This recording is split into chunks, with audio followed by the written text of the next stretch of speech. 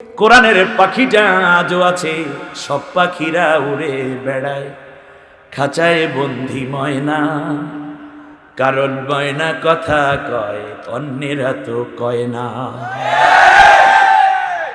আমি দৃঢ়তার সাথে বিশ্বাস করি এই ময়দানে আল্লাহর কোরআনের পাখি আবার কোরআনের গান গাইবে। ইউসুফ আলাইহিস সালামকে আল্লাহ রাব্বুল আলামিন যেমন করে 10 বছর পরে কারাগার থেকে মুক্ত করে মিশরের প্রেসিডেন্ট বানিয়ে দিয়েছিলেন, আমার বিশ্বাস আমার ওই আল্লাহ আছেন।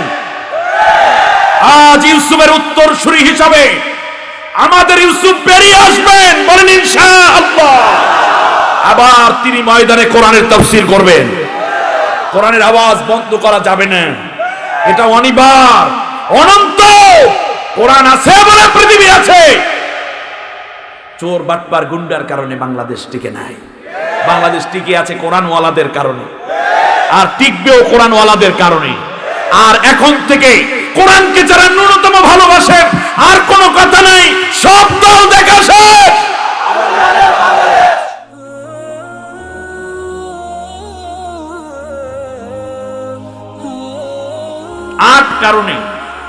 আট কারণে কোরআনে আল্লাহ তাআলা বলেছেন 8 কারণ, আর নবীজি হাদিসের মধ্যে বলেছেন, আল্লাহ নবী হাদিসের মধ্যে বলেছেন 15 কারণ। এই কারণগুলো আমি এক এক করে উল্লেখ করি। গজব কেন আসে, আমার কথা আপনারা বুঝতে পেরেছেন? আল্লাহর গজব কেন আসে? যদি আপনারা ঠিক না হন, বাংলাদেশের পুলিশ, র্যাব, গোয়েন্দা, বাংলাদেশের ডিবি, ডিএসপি, সেখান থেকে নিয়ে টিওনো, ডিসি, এসপি, ওসি, বিসিবি, চৌকিদার, মেম্বার, চেয়ারম্যান, এমপি, মন্ত্রী, কিংবা প্রশাসন এবং বিভিন্ন পেশায় নিয়োজিত যারা আছেন, এবং আমরা যারা আছি জনগণ, যদি আমরা এই দোষ মুক্ত না হতে পারি, তাহলে আল্লাহর গজব ত্বরান্বিত হবে। 1 নম্বর কারণ, আল্লাহ রাব্বুল আলামিন বলেন, যেই দেশের মানুষের যাদের হাতে গ্রেপ্তারি পরোয়ানার ক্ষমতা আছে, কিন্তু তারা অন্যায়যুক্ত মানুষদেরকে গ্রেপ্তার না করে যাদের কাছে ন্যায়ের মশাল তাদেরকে গ্রেপ্তার করবে, ওই গ্রেপ্তার যারা করবে তাদের জন্য আমি আল্লাহ স্পেশাল কিছু গজব নাজিল করেছি। রক্ষা পাবেন না, রক্ষা পাবেন না। আমি একটা ছোট্ট উদাহরণ দেই। যখন দুনিয়ার সবচেয়ে, ভারতীয় উপমহাদেশে সবচেয়ে ভ্রষ্ট একটা লোক, নাম ছিল আকবর, হুমায়ুনের ছেলে সম্রাট আকবর, যখন দ্বীন-ই এলাহি রচনা করল, রচনার পরে মুজাদ্দিদ আল ফিসানি রাহিমাহুল্লাহ তার প্রতিবাদ করলেন। আলেম ওলামা, মসজিদের ইমাম, দাড়িওয়ালা, টুপিওয়ালাদেরকে উজ্জীবিত করলেন। তারপরে তার বিরুদ্ধে গড়ে তুললেন একটা সংগ্রামী কাফেলা, প্রতিবাদী।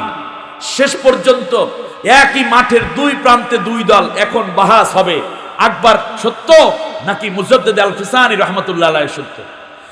যখন উলামায়ে ইকরামদের এই কথার বিপরীতে আকবরও কিছু ভণ্ড আলেম জোগাড় করতে পেরেছে রাষ্ট্রীয়ভাবে, শেষ পর্যন্ত বাহাস শুরু হওয়ার আগে আল্লাহ একটা বাহাস বাড়াই দিয়েছে, নাম হচ্ছে ঘূর্ণিঝড়। প্রচন্ড ঘূর্ণি বায়ুতে আকবরের তাবু উড়ে গেছে। একটা মোটা খুঁটি ঘূর্ণি বায়ুতে উড়াইয়া উড়াইয়া উপরে উঠাই ফেলছে। হঠাৎ করে এই খুঁটিটা আইসা আকবরের মাথার মধ্যে এমন জোরে একবারই মেরেছে, একবারই ঠেলায় আকবর চিৎ পড়ায়। তাই বলেন তো দেখি, এই যে খুঁটির উপরে খুঁটি পাঠাই আল্লাহ বাতাসটা পাঠাইছে, একজনের জন্য পাঠাইছে, নাম কি? আল্লাহ রাব্বুল আলামিন বলেন, শোনো, ফাআহলাকনা أشد منهم بطشا ومضى مثل الأولين। কেবলমাত্র কিছু গজব আমি আল্লাহ পাঠাই যাদের গ্রেফতারি ক্ষমতা আছে, কিন্তু তারা গ্রেফতার করে আলেমদেরকে, করে আল্লাহর কোরআনের স্বাধীনদেরকে। ইউনিভার্সিটিতে পড়ে কিন্তু জামাতে নামাজ পড়ে, কোরআনের দার্স দেয়, হাদিসের দার্স দেয়, লিল্লাহি তাকবীর বলে গুনে ধরা ওই ক্যাম্পাসের মধ্যে নারায়ে তাকবীর স্লোগানে আলোকিত করে, তাদেরকে যারা গ্রেফতার করো, আল্লাহ রাব্বুল আলামিন বলেন তাদের জন্য কিছু স্পেশাল গজব আমি পাঠাই দিই। সূরার নাম সূরা যুখরুফ, আয়াত নম্বর 8। আল্লাহ রাব্বুল আলামিন বলেন, শোনো, শেষ করে দেব? না, চলান চলান। আল্লাহ রাব্বুল আলামিন বলেন, শোনো, আর কিছু কিছু গজব আমি আল্লাহ সুবহানাহু ওয়া তাআলা কেবলমাত্র ধনীদের জন্য পাঠাই। যখন ওই ধনীরা দুনিয়ায় ধনী হওয়ার পরে তারা নেক কাজে সহযোগিতা করে না, টাকা দেয়, পয়সা দেয়, গান, সিনেমায়, নৃত্য কিংবা বেশ্যাবৃত্তি করার পেছনে, ক্যাসিনোর পেছনে যাদের টাকাগুলো ব্যয় করে, ওই ধনীদের জন্যই কেবলমাত্র আমি গজব পাঠাই। ওই গজবের আওতায় কৃষক, শ্রমিক, জনতা কিংবা সাধারণ মানুষ পড়বে না। আল্লাহ রাব্বুল আলামিন বলেন, ওয়া ইযা আরাদনা আন নুহলিকা ক্বরিয়াতান আমারনা মুতরাফিহা ফাফাসাকু ফিহা ফাহাক্কা আলাইহাল কওলু ফাদাম্মারনাহা তাদমীরা। দুনিয়ায় ধনীরা টাকা পয়সা বিত্ত বৈভবের কারণে গুলশান বাড়িধারা, সেখান থেকে নিয়ে হাজারো বসুন্ধরার মধ্যে গিয়ে মদ্যপ, নারী, জুয়া, মূর্তি, নেশা, অর্থের প্রতাপে গুনার মধ্যে ডুবে গেছে। আল্লাহ রাব্বুল আলামিন বলেন, কিছু গজব শুধু তাদের জন্য স্পেশালি পাঠাই দেয়। আল্লাহু আকবার বলবেন না? লিল্লাহি তাকবীর। আলহামদুলিল্লাহ। আমার প্রিয় ভাই, আজকের এই মাহফিলের মধ্যমণি আমার ভাই চলে আসছেন। এর মানে হচ্ছে আমি খুব তাড়াতাড়ি শেষ করার সুযোগ পেয়েছি, আলহামদুলিল্লাহ বলে। অনেকদিন পর আমার ভাই যেদিন থাকে আমার কি যে মজা, তার কারণে আমি শেষ করে দিতে পারি আগে। আল্লাহ রাব্বুল আলামিন সূরা বনী ইসরাঈলের 16 নম্বর আয়াতে বলেছেন, 15 নম্বর পারা 17 নম্বর সূরার মধ্যে গিয়ে আল্লাহ রাব্বুল আলামিন বলেন, যখন কোন জাতিকে আমি ধ্বংস করতে চাই তখন ওই জাতির ধনীদেরকে গুনার কাজে জড়াইয়া দেই। এর মানে দেশের মধ্যে ধনীরা গুনার কাজে লিপ্ত হয়ে গেছে, শুয়োর পালে, কুত্তা পালে, আর ছেলেরা, মেয়েরা সমকামিতায় লিপ্ত হয়, কিংবা যখন তারা মদ এবং ক্যাসিনোতে ঢুকে পড়েছে। সরকারকে বলবো, এইটা মনে করবেন না যে শুধুমাত্র নৈতিক পদস্খলন হয়েছে। নৈতিক পদস্খলন নয়, এগুলো তাদের মরণের কারণ হয়ে গেছে। ঠিক কিনা? কথা কার? আমার না আল্লাহ? ফাদাম্মারনাহা তাদমীরা। একের পর এক এরা শেষ ধ্বংসের দিকেই চলে যাবে, ফিরাতে পারবেন না। আল্লাহ রাব্বুল আলামিনের পর আবার বলেন, শোনো, 3 নম্বর হলো, জাতির মধ্যে যখন কেউ অত্যাচার করে, আমি আল্লাহ শুধু জালেমদের জন্য এক শ্রেণীর গজব পাঠিয়ে দেই। এই গজব পড়বে শুধু জালেমদের উপরে। ওয়ালাকাদ আহলাকনাল কুরুনা মিন ক্বাবলিকুম লাম্মা যালামু। আল্লাহু আকবার। যখন জুলুম করেছে, সূরা ইউনূসের 13 নম্বর আয়াত, তখন আমি তাদেরকে ধ্বংস করে দিয়েছি। জুলুম শুধু করে নাই, জুলুম কারে করে? যেই জায়গায় যেই জিনিস রাখা দরকার সেই জায়গায় না রাখাটাই জুলুম। কথাটা বুঝছেন কিনা? চশমা থাকে কোথায়? এটার মাথার উপর রাখা, এটা একটা জুলুম। নৌকা থাকে কোথায়? এটা রাস্তার মধ্যে ঝুলাইয়া রাখে, এটাও একটা জুলুম। আল্লাহর কোরআনের মুফাসসির থাকার কথা ময়দানে, কোরআনের মাঠে, তাকে ছেলে আটকে রাখা জুলুম। জুলুম, জুলুম।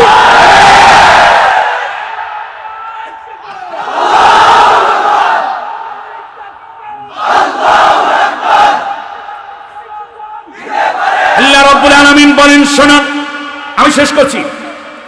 জুলুম আর যুলমু যুলুমাতু ইয়াউমাল কিয়ামাহ। কিয়ামতের ময়দানে আল্লাহ সর্বপ্রথম জুলুমের বিচার করবেন। কেউ সাথী হবে না, কেউ সাথী হবে না। ছেলে দৌড়িয়ে যায় বাবা বলে, নুরুল ইসলাম বাবুলের ছেলে দৌড়ায়, বাবার তরপাতে দেখে সহ্য করতে পারে না সন্তান। পিছন দিক থেকে মা জামা টেনে ধরছে, তোর বাবার করোনা, যাস নে সন্তান। বুঝেন আপনারা? এমন একটি মরণ তুমি দিও গো আমারে, যেন আমার জানাজাতে সবাই শরীক হতে পারে। জাতির লোকেরা জুলুমকে সহযোগিতা করবেন না, জালেমদের পক্ষে থাকবেন না, তাহলে জুলুম আরো বাড়বে। ওই গুনার অপরাধ আপনার কাঁধেও আসবে। পুলিশকে বলি, রাতকে বলি, গোয়েন্দাকে বলি, যে যেখানে আছেন, সাধারণ মানুষ আমরা যারা মুমিন আছি আমরা জালেমদের পক্ষে নাই, ঠিক কিনা কও? আল্লাহ রাব্বুল আলামিন বলেন কিয়ামতের দিন জুলুমের বিচার হবে, জালেম জান্নাতে যেতে পারবে না। যাদের উপর জুলুম করা হয়েছে ওই সমস্ত মাজলুম পরিবারের লোকেরা এসে বলবে, আল্লাহ আমার বাবাকে হত্যা করা হয়েছিল, আমার বাবার আদর থেকে আমাকে মাহরুম করেছে। আর এই ইয়াতিম সন্তানগুলো বলবে, আল্লাহ আমার বাবাকে গুম করে নিয়েছে, দুনিয়ায় ছোট্ট ছোট্ট ছিলাম, বাবার চেহারা পর্যন্ত দেখি নাই, কবরটা পর্যন্ত জিয়ারত করতে পারিনি। মা ডেকে বলবে, আল্লাহ এই হলো সেই পুলিশ, এই হলো সেই র্যাব, এই হলো সেই দলের লোকেরা আমার সন্তানটাকে আমার কোলের মধ্য থেকে তুলে নিয়ে গেল, বলল আবার ফিরিয়ে দেবে। বছর যায়, মাস যায়, তাহাজ্জুদ নামাজে গভীর রাতে আল্লাহ 20-25 বছর ঘুমাইতে পারিনি। এই বুঝি আমার লোকমান আসবে, এই বুঝি আমার আবরার আসবে, এই বুঝি আমার আজমি আসবে। এমনি করে করে কত রাত চলে যায়। আল্লাহ আমার কলিজার টুকরা এসে আমাকে আর মা বলে ডাকে নাই। বিধবা স্ত্রী আল্লাহর কাছে বলবে, আল্লাহ কত মানুষ তার স্বামীকে নিয়ে আমোদ আহ্লাদ করত, আমার স্বামীকে ওরা ফিরিয়ে দেয় নাই। আল্লাহ ওদেরও ঘর ছিল, ওদের স্বামী ছিল, ওদের সন্তান ছিল, ওদের মা বাবা ছিল, আমার স্বামী কি দোষ করেছে আল্লাহ? আমার স্বামী থেকে আমাকে মাহরুম করলো, তোর কাছে বিচার দিয়ে দিলাম। আমার ভাইরা কিয়ামতের দিন পাই টু পাই বিচার হবে। এই জন্য আল্লাহ রাব্বুল আলামিন বলেন, জালেমরা যেই দিন মারা যায় এই পৃথিবীর কেউ কান্দে না, কান্না করার মতো কোনো পরিবেশও থাকবে না। আল্লাহু আকবার। তোমরা মরবে, আমি বলে গেলাম আমার আল্লাহর কথা, তোমাদের মৃত্যুর পর কেউ এক ফোঁটা চোখের পানি ছাড়বে না। সূরার নাম সূরা দুখান, আয়াত নম্বর 29। ফামা বাকাত আলাইহিমুস সামাউ ওয়াল আরদু ওয়া মা কানু মুনজারিন। আল্লাহু আকবার। আল্লাহ রাব্বুল আলামিন বলেন কেউ কান্দে নাই, কান্নার কোনো পরিবেশও থাকে নাই। আল্লাহু আকবার। জালেমরা যেদিন মরে সেই দিন কেউ কান্দে না, কান্না করার কোনো পরিবেশও থাকে না। আল্লাহ রাব্বুল আলামিন বলেন, শোনো, মানুষ যদি মারা যায় সবাই বলে ইন্না লিল্লাহ, কিন্তু জালেম যেই দিন মারা যায় সেই দিন কেউ ইন্না লিল্লাহ পড়ে না, বরং বলে আলহামদুলিল্লাহ। বলতে পারেন হুজুর আপনি কি বানাই কথা কন কেন? ভাই জামালউদ্দিন তো ওই বক্তাটা আপনারা জানেন। আমরা শপথ দিয়েছি কোরআন থেকে কথা বলবো, হাদিস থেকে কথা বলবো। অতএব কোরআন হাদিস যারা মানতে চান তারা আমাদের বক্তব্য শুনে অবশ্যই ভালো লাগবে। আল্লাহ রাব্বুল আলামিন বলেন, সূরার নাম সূরা আনআম, আয়াত নম্বর 45, 6 নম্বর সূরা, وَقُطِعَ دَابِرُ الْقَوْمِ الَّذِينَ ظَلَمُوا وَالْحَمْدُ لِلَّهِ رَبِّ الْعَالَمِينَ। আল্লাহু আকবার। জালেম যেদিন মরবে সেই দিন সবাই বলবে কি?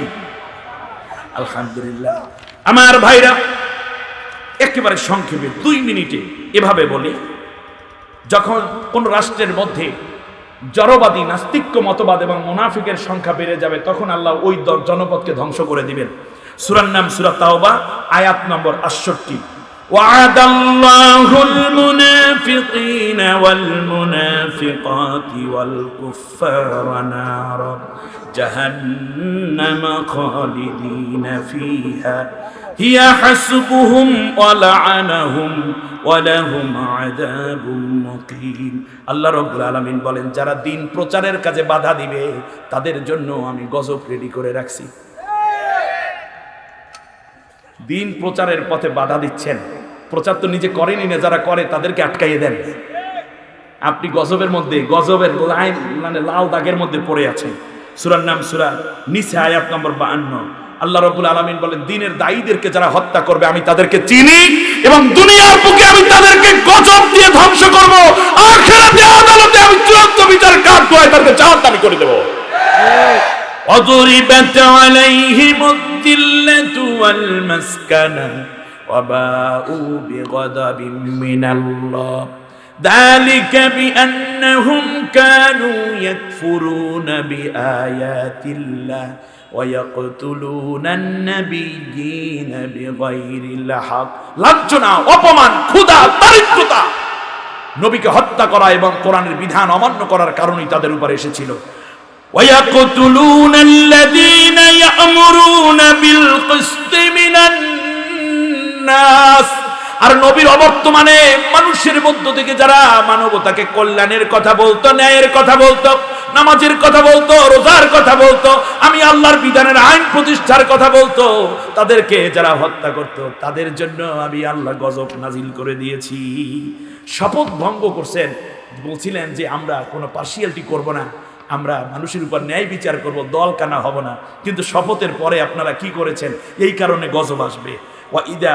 وَإِذْ أَخَذْنَا مِيثَاقَكُمْ لَا تَسْفِكُونَ دِمَاءَكُمْ وَلَا تُخْرِجُونَ أَنفُسَكُمْ مِنْ دِيَارِكُمْ ثُمَّ أَقْرَرْتُمْ وَأَنْتُمْ تَشْهَدُونَ ثُمَّ أَنْتُمْ هَؤُلَاءِ تَقْتُلُونَ أَنفُسَكُمْ وَتُخْرِجُونَ فَرِيقًا مِنْكُمْ مِنْ دِيَارِكُمْ আল্লাহু আকবার। সূরা বাকারার 84 এবং 85 নম্বর আয়াতে আল্লাহ তাআলা বলছেন, ক্ষমতায় যাওয়ার আগে তোমরা বলছিলা আমরা ক্ষমতায় গেলে মারামারি করব না, দেশের মধ্যে কোনো দলাদলি সৃষ্টি করব না, আমরা কাউকে বিচার আচার অন্যায়ভাবে করব না, ন্যায় বিচার করব, দুর্নীতিমুক্ত সমাজ করব।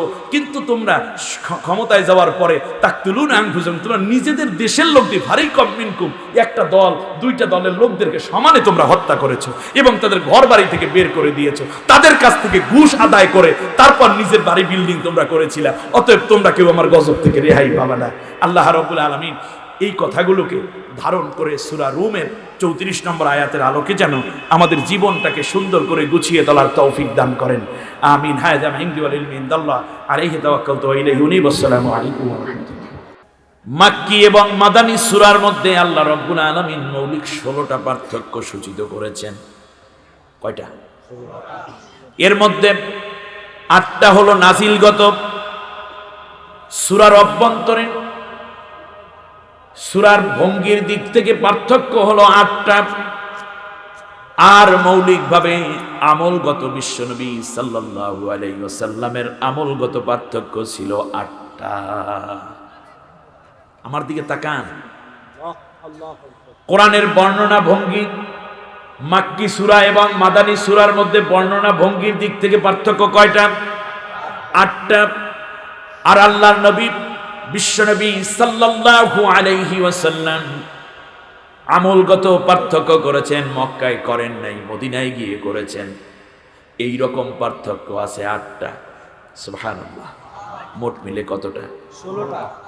আমি আজকে আপনাদের উদ্দেশ্যে শুধুমাত্র একটা পার্থক্য বলবো, নবীজির আমলগত একটা পার্থক্য বললেই আপনারা বুঝতে পারবেন। বিশ্বনবী মুহাম্মদুর রাসূলুল্লাহ সাল্লাল্লাহু আলাইহি ওয়াসাল্লাম মক্কায় একটানা 13টা বছর পর্যন্ত কোরআনের দাওয়াত দিলেন। অথচ এই 13 বছরে আল্লাহ রাব্বুল আলামিনের জন্য নবী কত নামাজ পড়লেন, সাহাবীদেরকে নিয়ে জামাতে নামাজ পড়লেন।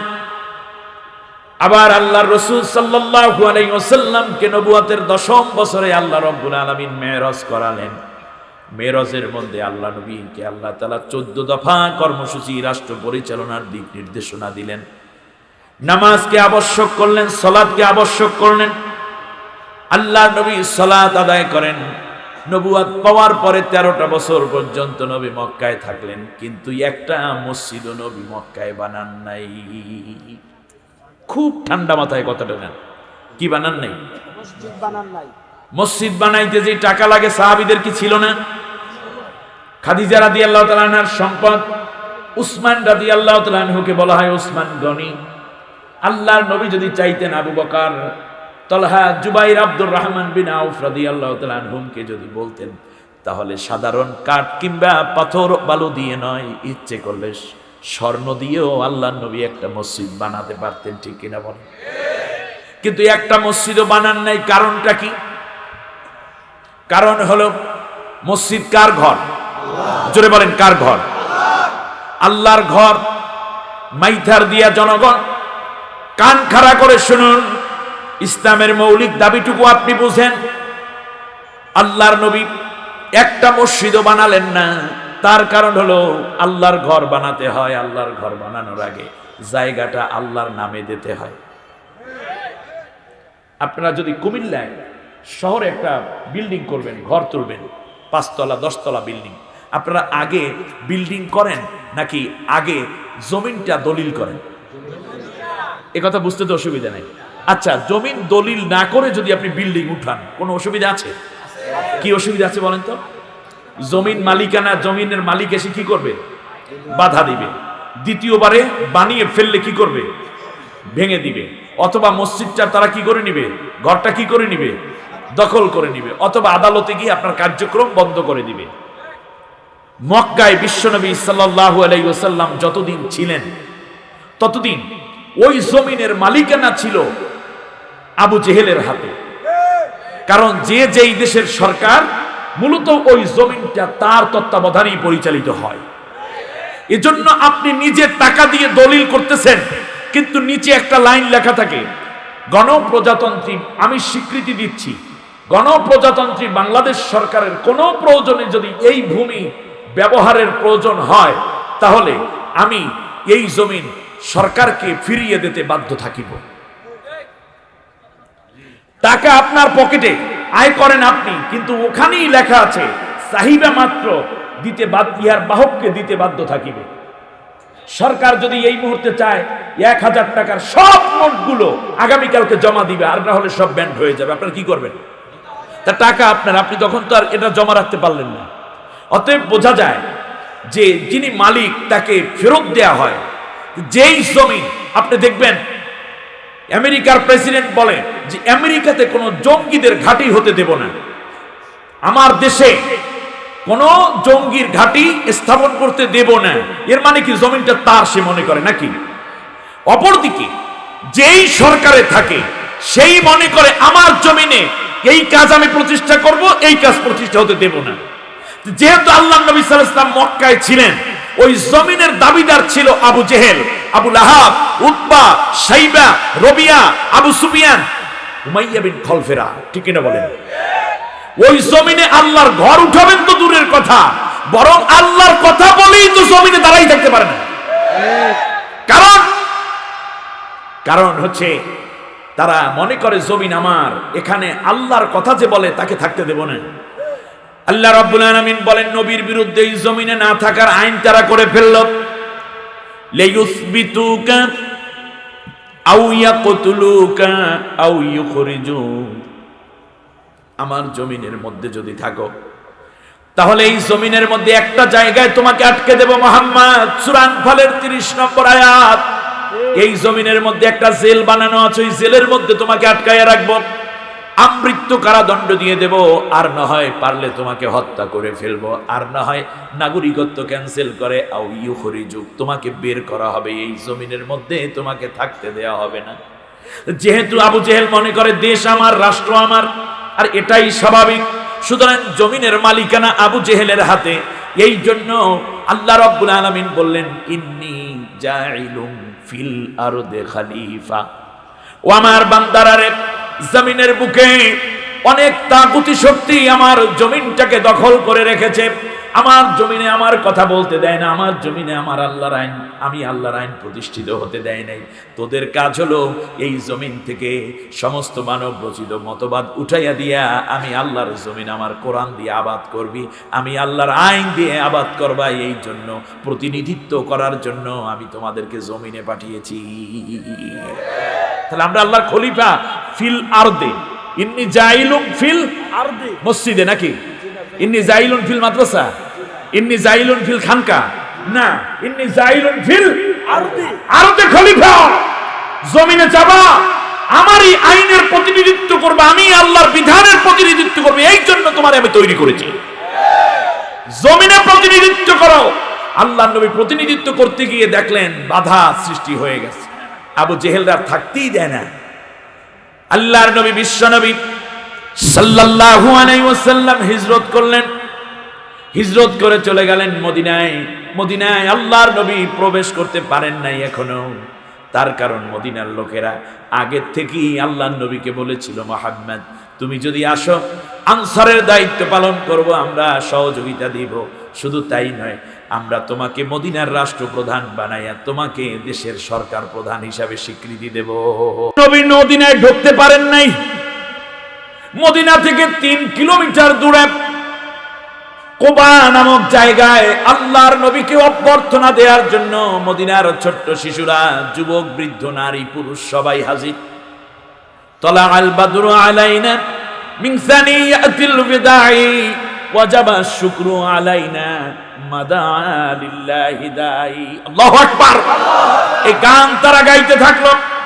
আল্লাহর নবী কাসওয়া নামক উট থেকে নিচে নামলেন।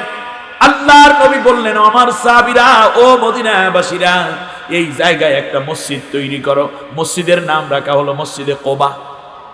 আমার দিকে তাকান, 13 বছরে একটা মসজিদও বানায় না, আর এখানে যে এলাকায় ঢোকার প্রথমেই মসজিদ বানাইয়া দিলেন। আল্লাহর নবী বললেন, ও মদিনাবাসী, ও দুনিয়ার সমস্ত উম্মতেরা, জেনে নাও, কেউ যদি ঘর থেকে ওযু করে, সেই ওযু নিয়ে এই মসজিদ পর্যন্ত এসে 2 রাকাত নামাজ আদায় করো, তাহলে আল্লাহ রাব্বুল আলামিন তোমার আমল নামায় একটা কবুল উমরার সওয়াব নসিব করে দিবে। তাহলে নবী মসজিদের পক্ষে না বিপক্ষে? পক্ষে। আল্লাহর নবী ভিতরে ঢুকে বললেন, মদিনার শহরের ভিতরে আল্লাহর নবী ঢুকি একটা মসজিদ বানালেন, সাহাবীদের সহযোগিতা নিলেন, নাম দিলেন মসজিদে নববী। সুবহানাল্লাহ বলেন। সেখান থেকে নিয়ে আল্লাহর নবী 10 বছরে একটা দুইটা নয়, 163টা মসজিদ নিজ হাতে গড়েছেন। আল্লাহু আকবার। মদিনায় হঠাৎ করে বড় রকমের খরা দেখা দিল। 2-2.5 মাস পর্যন্ত কোনো বৃষ্টি নাই, এমনকি মেঘ পর্যন্ত তৈরি হয় না আসমানে, 1 ফোঁটা বৃষ্টি নাজিল হয় না, ঝড়ো বাতাস কিংবা ঠান্ডা বাতাসও নাই। সাহাবীরা দেখলেন গাছের ফলগুলো পড়ে যাচ্ছে, ফুলগুলো ঝরে যাচ্ছে, এমনকি কঠিন অবস্থা তৈরি হলো, পশুগুলা মরে যাওয়ার উপক্রম, পানি নেই, কোনো শীতলতা নেই, উস্কো শুষ্ক হয়ে যাচ্ছে মদিনা। আল্লাহর নবীর কাছে সাহাবীরা বললেন, ইয়া রাসূলুল্লাহ, আমাদের জন্য একটু দোয়া করেন, আল্লাহ রাব্বুল আলামিন যেন মদিনায় একটু বৃষ্টি দেয়। আল্লাহর নবী বললেন, আমার সাহাবীরা আসো। নববী থেকে বের হয়ে গেলেন, সাহাবীদেরকে নিয়ে আল্লাহর নবী মসজিদে নববী থেকে 0.5 কিলোমিটারেরও কম জায়গা হবে একটু দূরে চলে গেলেন। দক্ষিণ পশ্চিম কর্নারে দাঁড়ায়া নিজের জামাটাকে উল্টে পরে নিলেন। এবার উল্টো বিলে হাত পেতে আল্লাহ রব্বুল আলামিনের কাছে দোয়া করলেন, রব্বুল আলামিন, দয়া করে তুমি এই মদিনার মধ্যে বৃষ্টি নাজিল করে দাও। আল্লাহর নবী মুনাজাত শেষ করতে না করতে অজর ধারায় আসমান থেকে বৃষ্টি শুরু হয়ে গেল। সাহাবীরা বলতেছেন, আমরা কেউ আর শুকনো শরীর নিয়ে ঘরে ফিরতে পারিনি, বৃষ্টিতে ভিজে আমরা একেবারেই চুপচুপা হয়ে গিয়েছিলাম। 1-2 দিন নয়, একটানা মুষলধারে আল্লাহ রব্বুল আলামিন 7 দিন 7 রাত পর্যন্ত মদিনায় বৃষ্টি নাজিল করে দিলেন। 7 দিন বৃষ্টি হলো। বিশ্বনবী সাল্লাল্লাহু আলাইহি ওয়াসাল্লামের সাহাবীরা এসে বললেন, ইয়া রাসূলুল্লাহ, মসজিদে নববীর ফ্লোর ভিজে গেছে, আমাদের ঘরের চালা চুঁয়ে পানি পড়তেছে, দেখুন না কি সুন্দর সবুজে সবুজে মদিনা ভরে উঠেছে, আমাদের উটদুম বা বকরি ভেড়াগুলো একেবারে তরতাজা হয়ে উঠতেছে। ইয়া রাসূলুল্লাহ, এখন আরো যদি বৃষ্টি হয় তাহলে কর্দমাক্ত হয়ে যাবে আমাদের পরিবেশ, আপনি আল্লাহর কাছে দোয়া করুন, আল্লাহ রাব্বুল আলামিন যেন বৃষ্টিটা না দেয়, কমাইয়া দেয়। আল্লাহর নবী বললেন, তাহলে আসো আবার যেখান থেকে বৃষ্টি শুরু হয়েছিল ওখানেই যাই। আল্লাহর নবী এবার হাত উঁচু করে দোয়া করলেন, আল্লাহুম্মা লা তামতির আলাইনা ওয়ামতির আলা মা হাওলানা। রব্বুল আলামিন, আল্লাহ তাআলা, তুমি আমাদের উপরে আর বৃষ্টি দিও না, তবে দুনিয়ার যেই যেই জায়গায় বৃষ্টি দরকার সেই সেই জায়গায় বৃষ্টি দিয়া দিও। সুবহানাল্লাহ। দোয়ার ধরন দেখছেন, কত বড় ব্যক্তি দেখেছেন যে আল্লাহ আমাদেরকে বৃষ্টি দিও না, এটাই তো শেষ ছিল, কিন্তু না, ওয়ামতির আলা মা হাওলানা।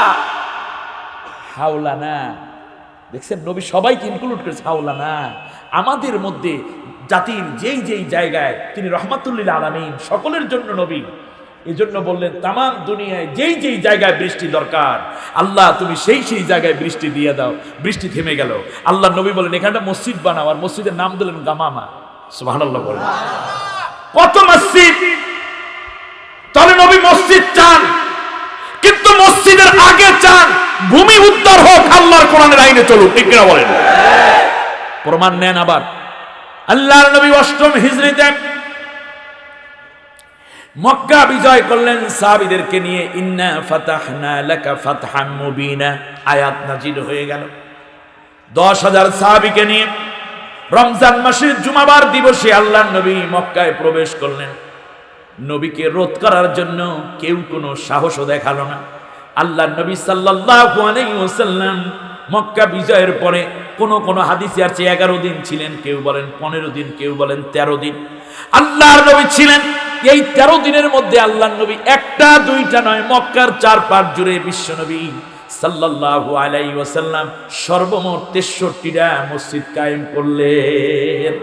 তাহলে নবী মসজিদ চান, কিন্তু মসজিদ তৈরির আগে শর্ত হলো জমিনটা আল্লাহর হাতে উঠাই দিতে হবে। আল্লাহ লাহুল খালকু ওয়াল আমরু ইনিল হুকমু ইল্লা লিল্লাহ লিল্লাহি মা ফিস সামাওয়াতি ওয়াল আরদ। এই আয়াতগুলোর বাস্তবায়ন, সৃষ্টি যার, আইন চলবে তার। এই নবী আল্লাহ তাআলা যতদিন আল্লাহর নবী সাল্লাল্লাহু আলাইহি ওয়াসাল্লাম এই কাজটা করতে পারেন নাই, ততদিন আল্লাহর ঘর উঠান নাই। তার কারণ ভারতে দেখেন, ভারতে তাকাই দেন, বাবরি মসজিদ শত শত বছরের পুরানো মসজিদ ভেঙে ফেলেছে। তার কারণ জমিনটা এখন মুসলমানের হাতে নাই। চীনে মসজিদ ভাঙে, আল্লাহর ঘর ভাঙে, তার কারণ মসজিদ জমিনটা আল্লাহর হাতে নাই। অস্ট্রেলিয়ায়, কানাডায়, বিভিন্ন দেশে মসজিদ, ফ্রান্সে মসজিদ ভাঙা হচ্ছে, আগুন দেওয়া হচ্ছে। তার কারণ মসজিদ করার আগে জায়গাটা আল্লাহর হাতে দিতে হবে। একটা প্রশ্ন করি, যদি ভালো বুদ্ধি থেকে জবাব দিতে পারবেন, ইমানদার হলে এখান থেকে চেতনা নেওয়ার সুযোগ পাবেন। মনে করেন রাসূল সাল্লাল্লাহু আলাইহি ওয়াসাল্লাম বেঁচে আছেন, কথার কথা ধরে তিনি মুসলিম দেশগুলো সফর করছেন, তারই অংশ হিসাবে আল্লাহর নবী 2 দিন আগে বাংলাদেশে আসছেন। কয়দিন আগে? 2 দিন আগে আসছেন বাংলাদেশ। লাল গালিচা সংবর্ধনা, উষ্ণ অভিবাদন। নবীজি সাল্লাল্লাহু আলাইহি ওয়াসাল্লামকে রাষ্ট্রীয় মেহমানখানা পদ্মায় রাখা হলো। 2 দিন পরেই আজকে সকালবেলা মন্ত্রীরা, ব্যবসায়ীরা এবং অন্যান্য যারা ধনাঢ্য ব্যক্তি, দানবীর, এরা গেল নবীর সাথে দেখা করতে 50-60 জন। যাওয়ার পরে নবীকে বলতেছি, ইয়া রাসূলুল্লাহ, আপনাকে পেয়ে আমরা তো ধন্য, তবে একটা কথা, সেটা হচ্ছে আমরা চাই এই দেশে আমাদের 64টা জেলা আছে আর 7টা আছে বিভাগীয় সহ, সব মিলে এই 70-75টা জায়গায় স্পট, আমরা একেবারে বিমান বাহিনীর বিমান রেডি আছে।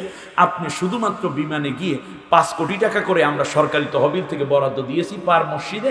আপনি যে শুধু 1 মুষ্টি বালি অথবা একটু খোয়া অথবা একটা ইট রেখে আপনি ভিত্তিপ্রস্তর স্থাপন করে আসবেন 70টা মসজিদের। এটা ছিল সরকারের প্রস্তাব, দেশের ধনীদের প্রস্তাব। আমি আপনাদের কাছে জানতে চাই, এমতো অবস্থায় আল্লাহ নবী সাল্লাল্লাহু আলাইহি ওয়াসাল্লাম কয়টা মসজিদ উদ্বোধন করতেন? মাথায় গিলু আছে, গিলু আছে। যেহেতু গিলু আছে, আমাদেরকে কেউ আর ঠেকাই রাখতে পারবে না, ইনশাআল্লাহ বলেন।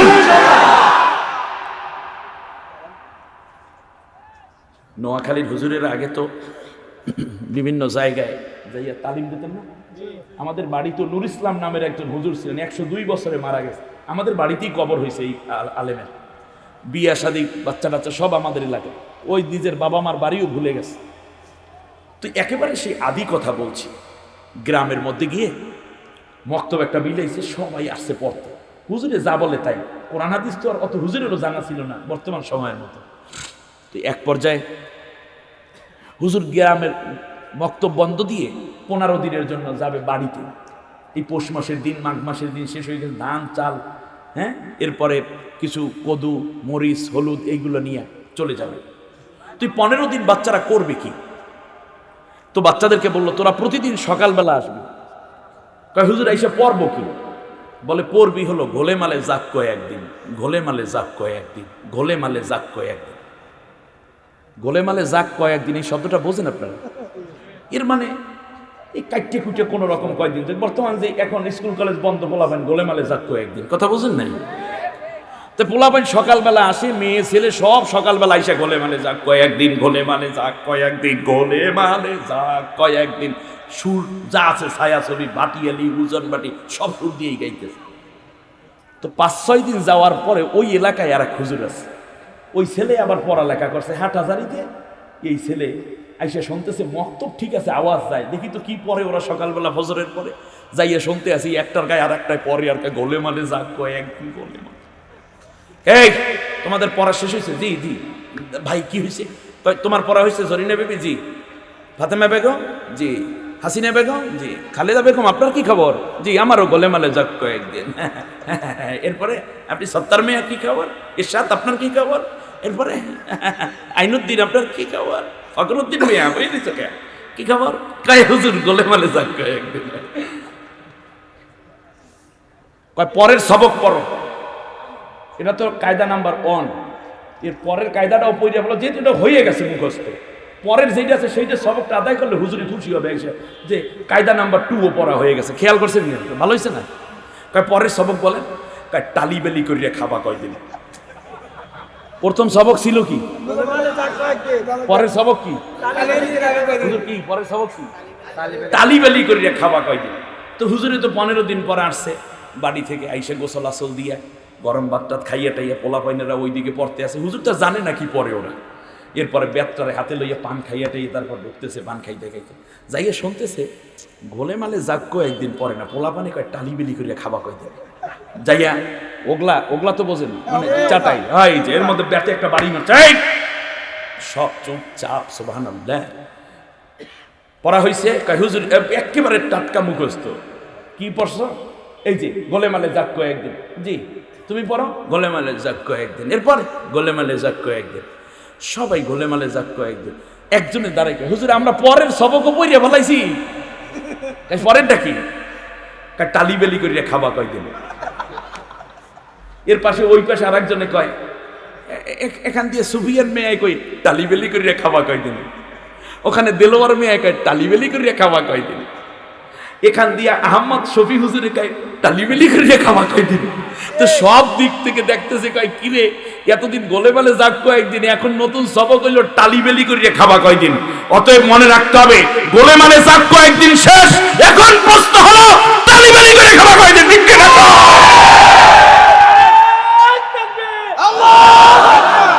জমিদারের ইচ্ছে মতো দে না জমির চাষ, তাই তো ফসল ফলে না রে দুঃখ 12 মাস।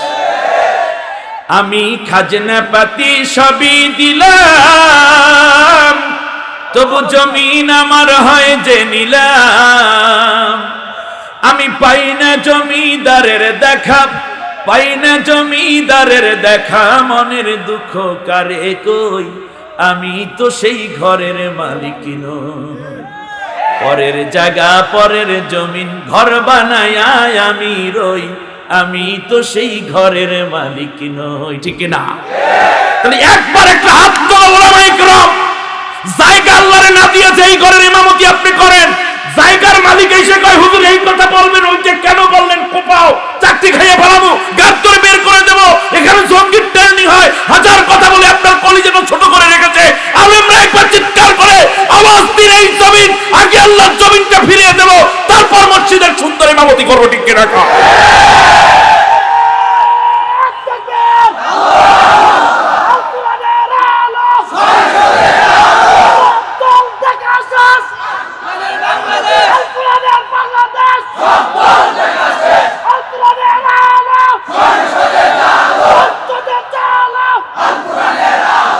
আল্লাহ তুমি কবুল করো, বলেন আমিন। আমাদের আর কোনো কথা নাই, সব দল দেখা শেষ। দল যারা করেন সব বাদ দেন, বাদ দিয়ে আল্লাহর কোরআনের আইন প্রতিষ্ঠার জন্য চলে আসুন, সকলের আকাঙ্ক্ষা পুরো হবে। ঠিক কিনা বলেন? সেই কাঙ্ক্ষিত সোনালী স্বপ্ন নিয়ে আজ স্বাধীনতার রজত জয়ন্তী উদযাপিত হবে। ঠিক কিনা বলেন? আসুন আমরা চলে গেলাম কোন জায়গা থেকে যেন মাক্কি মদিনা সূরার আমলি পার্থক্য, এইরকম আরো 7টা আছে। অন্য মাহফিলে আবার যখন আসবো তখন আরেকটা বলবো ইনশাআল্লাহ, সমস্যা কি? আমার ভাইয়েরা, আল্লাহ রাব্বুল আলামিন বলেন বান্দা বান্দিরা রে, তোরা আর কতটুকু অপরাধ করিস, তোরা আর কতটুকু অন্যায় করিস, আমি আল্লাহ রাব্বুল আলামিন বিপদ মুসিবত দিয়ে অপেক্ষায় থাকি যেন তোরা আমার কাছে ফিরে আসো। সুবহানাল্লাহ।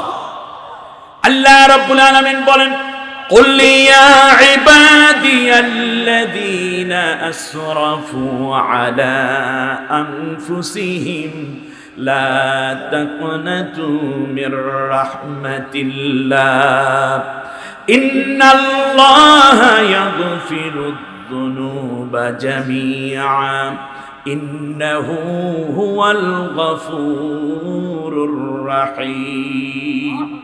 আল্লাহ রাব্বুল আলামিন বলেন নবী গো, তুমি সেই সমস্ত হতাশাগ্রস্ত, নিজের জীবনে আর কোনোদিন আল্লাহর রহমত পাবে না, এত বেশি গুনাহ করে ফেলেছে, এত বেশি জুলুম করে বসেছে, জিনা করেছে যৌবনের তারণে, মা বাবার সাথে অবাধ্য আচরণ করেছে, মানুষের সাথে বেয়াদবি করেছে, মা বাবার উপরে কষ্ট দিয়েছে, নির্যাতন করেছে, মদ পান করে ফেলেছে, হাজার রকমের অন্যায় অবিচারে এত বেশি তারা গেড়ে গেছে, এখন আমার রহমতের দিকে আসতে পারবে না বলে হতাশা প্রকাশ করছে।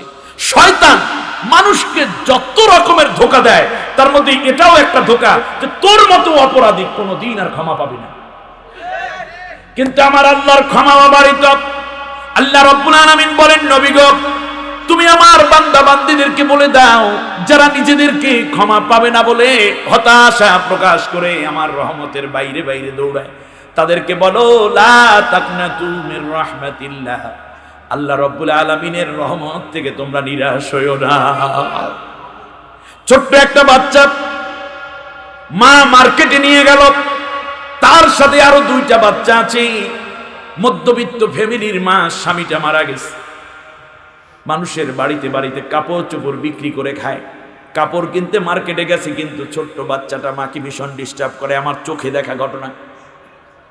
মা যেই দিকে যায় বাচ্চা সেই দিকে যায়, কিন্তু বাচ্চার নিজের একটা দাবি পূরণ মা করতে পারছে না, বিধায় বারবার কান্না করে, মায়ের শরীরের মধ্যে মাঝে মাঝে কিল দিচ্ছে, চিৎকার করে আওয়াজ করে, মা ও সহ্য করতে না পেরে এক প্রকার পিঠের মধ্যে একটা থাপ্পড় মারছে। শুনতেছেন আপনারা? এমন সময় বাচ্চাটা দাঁড়ায় আছে, ওই দুই বাচ্চা নিয়ে মা এই গলি ওই গলি, এই তলা ওই তলা দৌড়াদৌড়ি করে, কিন্তু বাচ্চাটাকে সান্ত্বনা দেওয়ার জন্য ওই মার্কেটে আরো কত মহিলারা আসছে, ওই মহিলারা বলে, তুমি আসো আমাদের বাসায় চলো, এই ঝুনঝুনিটা নাও, এই খেলনাটা নাও, এই বেলুনটা নাও। কিন্তু বাচ্চাটাকে খেয়াল করে দেখলাম, বাচ্চা কারো দিকেও যায় না এবং কারো খেলনাও ধরে না, কোনো মহিলার দিকে ফিরেও তাকায় না। মা যেই দিকে যায় বাচ্চাটা একদিকে কান্না করে আর একদিকে পা আশ্রাতে থাকে, হাত এভাবে আশ্রাচ্ছে আর মায়ের পেছনে পেছনে দৌড়ায়। আমার চোখে পানি এসে গেল। এই ছোট্ট শিশু বাচ্চাটা 2.5 বছরের একটা শিশু বুঝল, মা বলতে এই দুনিয়ায় আমার একজনই আছে, যদিও আমি মায়ের সাথে একটা বাড়তি দাবি করার কারণে আমার মা কোনো না কোনো কারণে আমাকে থাপ্পড় দিয়েছে, কিন্তু অন্যে যদি আমারে আদর করে অন্যে আমার মা হবে না। মা বলতে আমার একজনই, আমার মা গর্ভধারিণী, মা আমাকে মেরেছে বলে আমি অন্য কারো কাছে চলে যাব না, বরং আমার মায়ের পেছনে পেছনে আমি দৌড়াবো। বাচ্চাটার 2.5 বছরের একটা শিশু, 3 বছরের একটা শিশুর এতটুকু আস্থা আছে, আমার মা যদিও আমাকে মেরেছে, কিন্তু আমার মা কোনোদিন মার্কেটে ফালাইয়া আমার মা একা বাড়িতে চলে যাবে না। একটা ছোট্ট শিশু যদি এতটুকু বোঝে, মা ছাড়া আমার কেউ নাই, আমার মা মারলেও আমার মা, কোলে নিলে আমার মা কোনোদিন আমাকে অন্যের হাতে তুলে দিয়ে একা একা চলে যাবে না। আমার বন্ধু, তুমি গুনাহ করেছো, ইউনিভার্সিটিতে পড়ো। আমার বোন, তুমি গুনাহ করেছো, জিনা ব্যভিচার করে ফেলেছো, মদ পান করেছো, ইয়াবা ফেন্সিডিল হাতে নিয়েছো, কোরআন ছেড়ে অস্ত্র হাতে তুমি মানুষকে তাড়া করো, অন্যের উপরে অত্যাচার করে বসেছো, নামাজ নাই, রোজা নাই, তুমি একটা মুস্তান সেজেছো, তুমি মনে করতে পারো আমার আল্লাহ বুঝি আমাকে একেবারেই ভুলে গেছে, আমি কোনোদিন আর আমার আল্লাহর কাছে আমি ফিরে যেতে পারবো না। না না না, আল্লাহ রাব্বুল আলামিন তার হাবিবকে ডেকে বললেন, নবী, তুমি ওই মানুষগুলোকে বলো যেই মানুষগুলো গুনাহ করতে করতে হতাশ হয়ে গেছে, সে কোনোদিন আর আমি আল্লাহর কাছে কোনো সাহায্য পাবে না, আমি আল্লাহর কোনো রহমত পাবে না। তাদেরকে তুমি ধরো, তাদেরকে ডেকে ডেকে বলো, লা তাকনাতু মির রাহমাতিল্লাহ, আল্লাহর রহমত থেকে নিরাশ হয়ো না, আল্লাহর রহমত থেকে নিরাশ হয়ো না, আল্লাহর কাছে তুমি ক্ষমা চাও, আল্লাহ রাব্বুল আলামিন তোমার জীবনের সব গুনাহগুলো মাফ করে দিবে। কারণ আল্লাহ ছাড়া তো আমাদের আর কেউ নাই, ঠিক কিনা বলেন? আমার বন্ধুগণ, আমার ভাইয়েরা, আল্লাহ রাব্বুল আলামিন বলেন, আমি শুধু গুনাহ মাফ করব না, ওয়ায়ুবাদদিলুস সাইয়্যাতি বিল হাসানাত, আমি আল্লাহ রাব্বুল আলামিন বান্দার গুনাহগুলোকে, গুনার জায়গাগুলোকে আমি আল্লাহ রাব্বুল আলামিন নেক আমল দিয়ে ভরপুর করে দেব। আমার বন্ধুগণ, আল্লাহর কোরআনের মাহফিল এই মুহূর্তে তওবা করার সময় এসেছি। আল্লাহ রাব্বুল আলামিন বলেন, দুনিয়ার মানুষ, আমি তোদের উপর গজব দেই এই জন্য যাতে করে তোরা আমার কাছে ফিরে আসো। কিন্তু গজব আসার পরেও দুঃখজনক ভাবে দেখা যায় সরকার তেল দিল, ডাল দিল, চাল দিল, কিন্তু এই সরকারি তেল ডাল কোন মেম্বার চেয়ারম্যান গসব করে নিজের খাটের নিচে তেল ঢুকাইছে। বাবা ক্রস ফায়ার তুমি কই রইলা, দাদা র‍্যাব তুমি কার জন্য বসে আছো? এই কুলাঙ্গারদেরকে ক্রস ফায়ার দিয়ে শেষ করে দাও, ঠিক কি না? আমার দেশের প্রধানমন্ত্রী আফসোস করে বলেছেন, বেচারি ভালো একটা কথা বলছে, খুব সুন্দর, 100তে 100 লাইক পড়ে। দেখেন, বলছে যে আমার দলে এমন কিছু লোকও আছে যাদেরকে যদি আমি কাফনের কাপড় দেই ফিরি, তাহলে তারা এইগুলা কাইটিয়া পাঞ্জাবি বানাইবে, ঠিক না বলেন? প্রধানমন্ত্রী, আপনার বাবাও পারেন নাই, আপনার বাবাও পারেন নাই। তিনি বলছেন আমার চারপাশে চাটার দল, সবাই পায় তেলের খনি, স্বর্ণের খনি, আমি পেয়েছি। আপনি কি পাইবেন? কারণ আপনার দলের মধ্যে নৈতিক শিক্ষা তো নাই। পাশাপাশি বাংলাদেশে ইসলামী দল ব্যতীত অন্য কোন দলের মধ্যে আছে যে চুরি করা যাবে না? স্কুল কলেজে আছে চুরি করতে নিষিদ্ধ, জিনা করা নিষিদ্ধ? নাই তো। হক কথা বলতে হবে, এই কথা তো আপনার কোরআন হাদিসের এই কোন কথা তো আপনার স্কুল কলেজ ইউনিভার্সিটির বইতে নাই, টেলিভিশনে নাই, পেপার পত্রিকায় নাই। একটা উল্লুক জাতি তৈরি হয়েছে। এই মুহূর্তে ঘুরে দাঁড়ানো সম্ভব। মানব সভ্যতাকে টিকিয়ে রাখার জন্য হলেও আল্লাহর কোরআন ভিত্তিক রাষ্ট্র কায়েমের জন্য নেমে পড়তে হবে।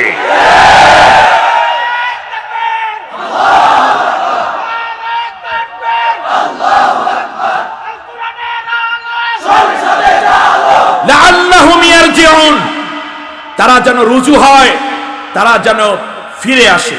আল্লাহ রাব্বুল আলামিন অন্য আয়াতে বলেন, ওয়া কাত্তা'নাহুম ফিল আরদি উমামা মিনহুমুস সালিহুন ওয়া মিনহুম দুনা যালিক ওয়া বালাগনাহুম বিল হাসানাতি ওয়াস সাইয়্যাত লাআল্লাহুম ইয়ারজিউন। আল্লাহ রাব্বুল আলামিন বলেন, কখনো কখনো আমি জমিনের বুকে বিভিন্ন দলে দলে বিভক্ত করে ছড়িয়ে দিয়েছি। তাদের মধ্যে ইমানদারদের উপরেও কখনো কখনো পরীক্ষা গেছে, আর বদকার মানুষের উপরে গজব নাজিল করেছিলাম। সবকিছু মিলে আমি আল্লাহ চেয়েছিলাম তারা যেন আমি আল্লাহ রাব্বুল আলামিনের দিকে ফিরে আসে। ছোট্ট একটা 3 বছরের শিশু হালকা একটা মায়ের আঘাতকে কান্না করে, অন্য কারো দিকে ফিরে যায় না। অতএব মনে রাখবেন, আযাব আসুক, গজব আসুক, ফাঁসি আসুক, জেল আসুক, নির্যাতন আসুক, আল্লাহর কোরআনের বাইরে এক চুল পরিমাণ ছুঁয়ে যাওয়ার কোনো সুযোগ নাই, ঠিক কিনা? আল্লাহ রাব্বুল আলামিন সূরা আহজাবের 36 নম্বর আয়াতের মধ্যে চমৎকার করে বলেছেন, মিনাল মুমিনিনা রিজালুন সাদাকু মা আহাদুল্লাহ আলাইহি ফামিনহুম মান কাদা নাহবাহু ومنهم من ينتظر وما بدلوا تبديلا। আল্লাহ রাব্বুল আলামিন বলেন, সত্যপন্থী আমি আল্লাহর পছন্দের একটা দলের বৈশিষ্ট্য হলো এই যে তাদের মধ্যে এমন কিছু নেতৃবৃন্দ আছে, এমন কিছু সুপুরুষ রয়েছে যাদের একের পর এককে ক্রস ফায়ার দিয়ে হত্যা করা হয়, গুম করা হচ্ছে, কাউকে সিক্রেট মার্ডার করে স্বজনদেরকে কান্না করাচ্ছে। এমনও রয়েছে জেলের প্রকোষ্ঠে বছরের পর বছরও কেটে যাচ্ছে। আল্লাহ রাব্বুল আলামিন বলেন, তাদের একজনকে হত্যা করা হয়, ফাঁসি দেয়া হয়, আগামীকালকে আর একজনকে ফাঁসি দেওয়ার জন্য আজই প্রস্তুতি নেওয়া হয়েছে।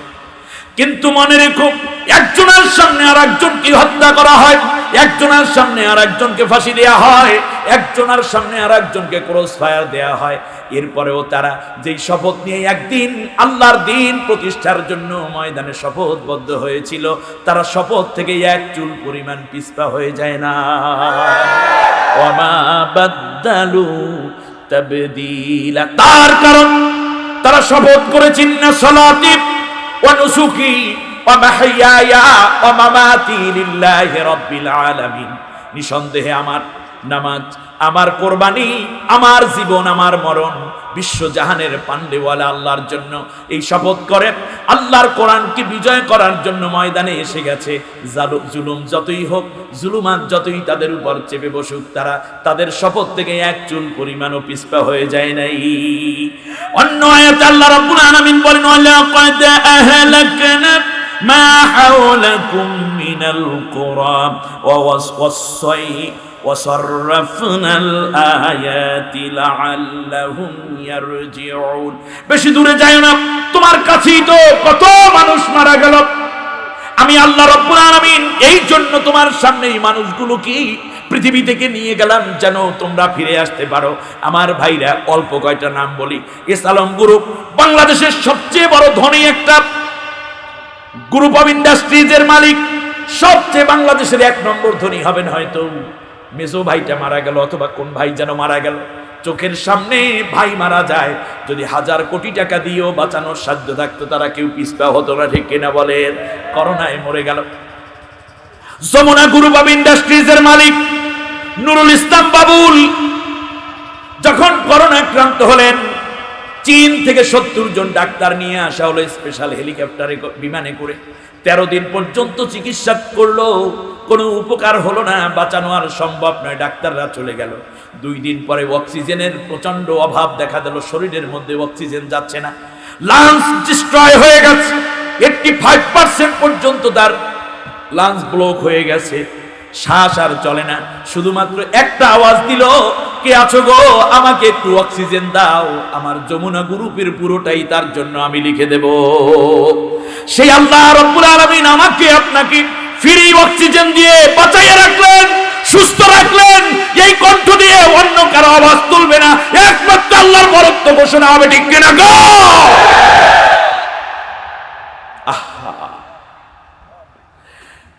শুধু তাই নয়, আকিজ গ্রুপের এক ভাই নাম মমিনুল ইসলাম, অত্যন্ত ভালো মানুষ, দিনদার মানুষ ছিলেন। তাদের হাসপাতাল দিন চিকিৎসা চলল, হাজার হাজার করোনার রোগী সেখানে ভালো হয়, কিন্তু দেখা গেল তাকে আল্লাহ তাআলা নিয়ে গেলেন। আমার বন্ধুগণ, সাবেক একজন অ্যাটর্নি জেনারেল, কত প্রভাবশালী, কত প্রতাপশালী, আমি নাম নেব না, আমার কাছে বড় কষ্ট লাগতেছিল যখন তার কন্যাটা অ্যাম্বুলেন্সের পাশে যাইয়া আব্বা আব্বা বলে যখন এক নজর বাবার চেহারাটা দেখতে চাচ্ছিল। অন্যরা বলে করোনায় তোর বাপ মরছে, এমনও হইতে পারে করোনা গ্লাস ভাঙিয়া তোর দিকে আসতে পারে, তুই সইরা যা, ঠিক কিনা বলে? একটা কষ্ট নিয়ে তিনি মারা গেছেন। আল্লাহর কোরআনের পাখির ফাঁসিটা দেখে নাই, এই জন্য তার কষ্ট হয়েছে, ঠিক কিনা? কোরআনের পাখি আজও আছে, কোরআনের পাখিটা আজও আছে, সব পাখিরা উড়ে বেড়ায়, খাঁচায় বন্দি ময়না, কারণ ময়না কথা কয়, অন্যেরা তো কয় না। আমি দৃঢ়তার সাথে বিশ্বাস করি, এই ময়দানে আল্লাহর কোরআনের পাখি আবার কোরআনের গান গাইবে।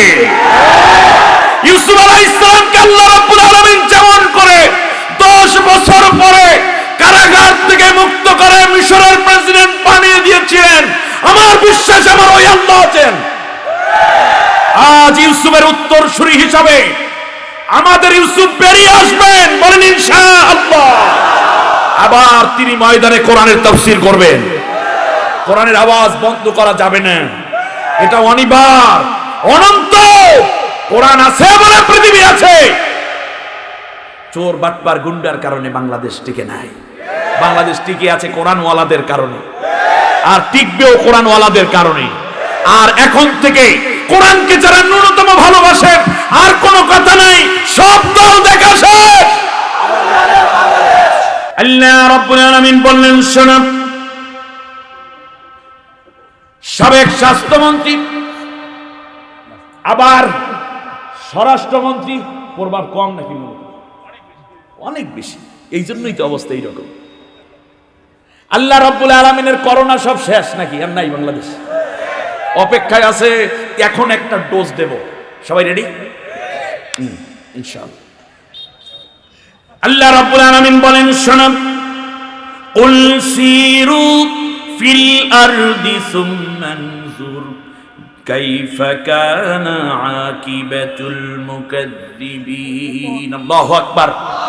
আল্লাহ রাব্বুল আলামিন বলেন, শোনো ও দুনিয়ার মানুষেরা, আমি আল্লাহ চেয়েছি তোরা যেন গুনাহ থেকে ফিরে আসোস। এই যে দেখুন আমাদের দেশে গরুগুলা যদি ক্ষেতের ফসলের ক্ষেতের মধ্যে দিয়ে নেয় তাহলে কেমনে নেয়? মুখ খোলা রাখে নাকি একটা কিছু পরাইয়া নেয়? কাফায়। ঠিক আছে, মগো বরিশালে কয় তুরি, নোয়াখালীতে কয় ঠুসি, সিলেটে কয় ঠুঙ্গা, আপনারা হইলেন কি? কাফাই। মনে রাখবেন কাফাইটা কেন দেয় বলেন তো দেখি? যেন অন্যের ক্ষেতের মধ্যে পশু মুখ লাগাইয়া ফসল নষ্ট খাইতে। এই বিশ্ববাসী কি অপরাধ করে বসলো, আল্লাহ সবার মুখের মধ্যে কাফাইর পরাই দিল। প্রধানমন্ত্রী হইতে শুরু কইরা ডোনাল্ড ট্রাম্প, বারাক ওবামা, যা যা আছে সবগুলা একেবারে কৃষক পর্যন্ত, ঠিক কিনা? যেই অঙ্গ দিয়ে গুনাহ হয় সেই অঙ্গ দিয়ে করোনা ঢোকে। পর্দা করবা না, আল্লাহ কয় একেবারে পিপিই পরাই দিল, পার্সোনাল প্রোটেকশন ইকুইপমেন্ট। ব্যাস, বড় পাঞ্জাবি পরবা না, ঠিক আছে, সাদা পোশাক একটা পরাই দিলাম, মাথা হইতে পা পর্যন্ত পুরো ডাকুশালি, ঠিক কিনা বলেন? মুদ্দারের মতো খাড়াই থাকে। এই মুদ্দারদেরকে আগুনে পুড়িয়ে দেওয়ার প্রস্তাব করেছিল বাংলাদেশের কিছু নাস্তিক মোরতাদেরা, ঠিক কিনা বলেন? কিন্তু আল্লাহ সুবহানাহু ওয়া তাআলা চমৎকার করে আলেমদেরকে আল্লাহ তাআলা এই কাজের প্রতিবাদ স্বরূপ বলে দিলেন, না কারোরই শরীর আগুনে পুড়বে না। এই যে মুন্নি সাহা কিংবা কি আছে না, এই যে এরা, হ্যাঁ, এই যে রুমা ডুমা যা আছে, এরা চাইলো কি করবে? আগুন দিয়ে পোড়াইয়া দাও। কিন্তু ওলামা একরাম, তাদের জীবনের মায়া আছে, সংসার আছে, সন্তান আছে, এই আলেমরা দাঁড়িয়ে বলেছেন যে না, আল্লাহর নবীর সুন্নত হলো মুদ্দারকে দাফন করা, তাকে গোসল করানো। আমাদের জীবনের ঝুঁকি নিয়ে আমরা করব। আলেমদের ঘাড় মটকাই দিতে চাও তুমি?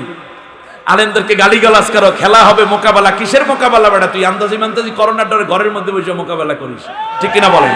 আমরা তো মোকাবেলা করে দেশ এবং জাতির ঈমান রক্ষা করেছি। তোমাদের মোকাবেলা করতে তোমাদের মতো দুর্নীতিবাজ হতে হবে, মিথ্যাবাদী হতে হবে, প্রতারক হতে হবে।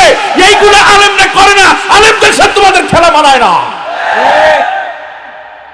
আল্লাহ রাব্বুল আলামিন বলেন, শোনো, ওয়ালানুযীকান্নাহুম মিনাল আযাবিল আদনা দুনাল আযাবিল আকবারি লাআল্লাহুম ইয়ারজিউন।